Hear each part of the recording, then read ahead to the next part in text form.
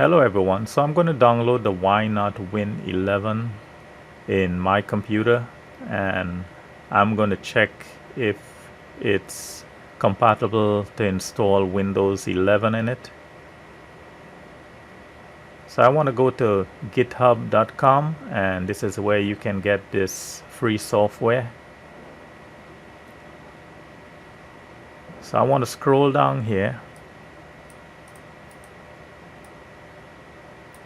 So it shows you how the software will look. This is the software, and this is where it checks everything: the architecture, the boot, the CPU, frequency, the partition. So it gives you a whole list, and anything in red, that means it will not work.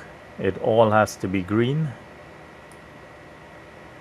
Now you want to scroll down, get to download, and click on the download latest stable release. So I click on that. It's downloaded here. It's an exe file. I'm going to open it.